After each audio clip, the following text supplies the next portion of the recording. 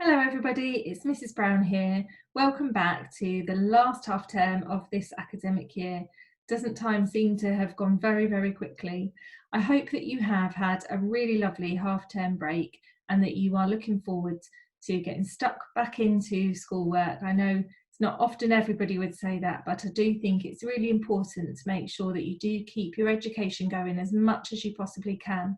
We all know that it's not easy doing that, but having some kind of structure every day and doing some work each day is really helpful to keep everybody going strong. If you do have any problems with any of your work at home, please do make sure that you get in touch with us, because all of your teachers will be more than happy to help.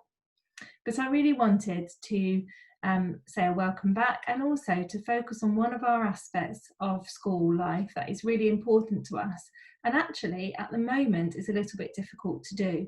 And hopefully by seeing my face and having this act of collective worship together, we're able to do a short amount of it, or a little bit of it, even though it's not always easy. And that is one of our aspects of faith, and it's fellowship. It's the first one in out of the 5. And I wanted to talk about what this actually means, and how even when we're not actually able to meet together, we can still receive and give fellowship towards one another. So if I want to find out something about words and what they mean, the first thing I always do is turn to the dictionary. And the dictionary definition gives it as friendly association, especially with people who share one's interests. And the synonyms for that are companionship, friendship, togetherness, and solidarity. So doing things together, sticking together with people who you have a common goal or common interest. That might not be that you share all your same hobbies and interests with absolutely everybody at school, but actually you are a group of people who have lots in common. You have similar age and you're working towards the same kind of goals. Now, fellowship is often mentioned in the Bible as well, and one of the verses that illustrates this quite well, so it's talking about the early Christians, and in Acts it says they devoted themselves to fellowship. All the believers were together and had everything in common. So again, it's that feeling of a sense of togetherness and doing things together and being together and working together. So I started to think of what else in life do I think of that really demonstrates this. And one of the first things actually that came to mind was one of my favourite books and films, the first book in the trilogy, The Fellowship of the Ring. Now you may have, hopefully you've read the book, but you may have seen the film, and as most good films do, it always starts with a book. And the first book in the series, as I've said, is called The Fellowship of the Ring. And the reason why I think it uses that word fellowship is because it's about a group of friends who are working together with a common mission. They set off and have lots of adventures. Some are really exciting, quite a lot are a little bit scary, and sometimes they're really worried about things. So in some ways it might be causing similar feelings to now, whereas there's lots of uncertainty. We have no idea what really is around the corner for us. But these group of friends stick together through thick and thin, and they do eventually achieve their mission, although I don't want to give the game away too much for those of you who haven't read it. But I do recommend that you either read the book or watch the film if you're able to.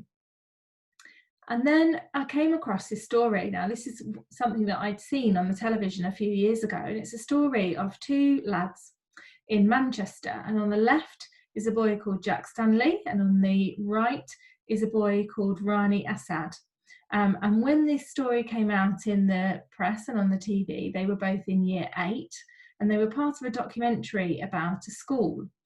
And Rani's backstory is that he is a Syrian refugee, and he fled to Syria when he was about 4 years old. And here is their story. So as I said, Rani fled from Syria with his family, but he was bullied in his first few days at secondary school. So he had been to primary school in the UK, but had a really tough time at the start of secondary school. Now, Jack spotted this and took him under his wing. And on one of those early days, he saw Rani in a corner, and so he thought to himself, oh, he really is somebody who needs a friend. So he went over to him and asked him how he was and where he was from. He was a little bit taken aback when Rani said he was from Syria. And at that time, there was a lot of news about all the difficulties and the war that was going on in Syria and how awful life was for people that lived there. And so Jack was just a little bit surprised about that, I think, really. But he said to Rani, right, come and join us, come and join our group. And as Jack says, he did, and here we are. And now they're really good friends. So Rani says here that he was really lonely at the start, but when Jack came up to me, it made him very happy because he was the first one to actually come and talk to him.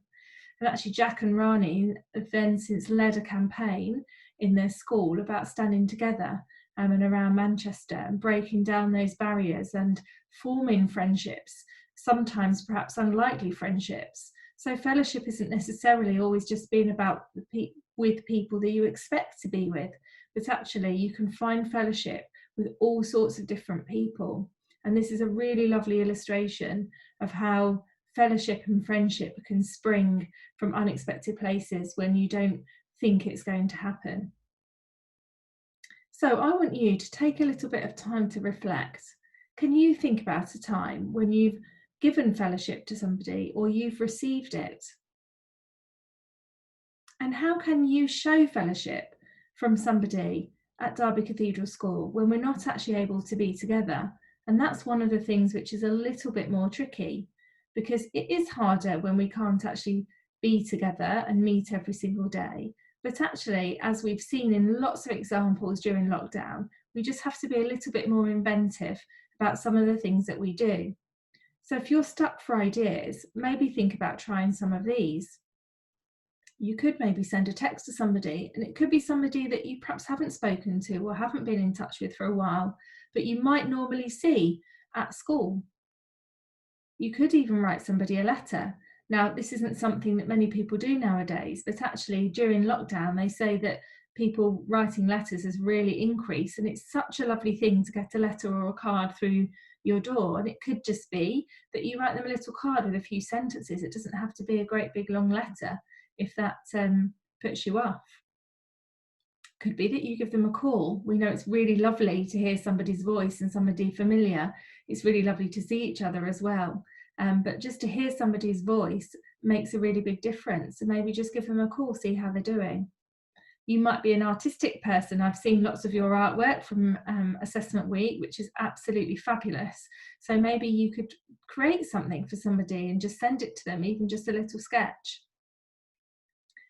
Some of you might be allowed to play online games, and again, only if you're allowed. It could be that you invite somebody to do that with for a short amount of time in a day, just because it's nice to be able to actually do something together.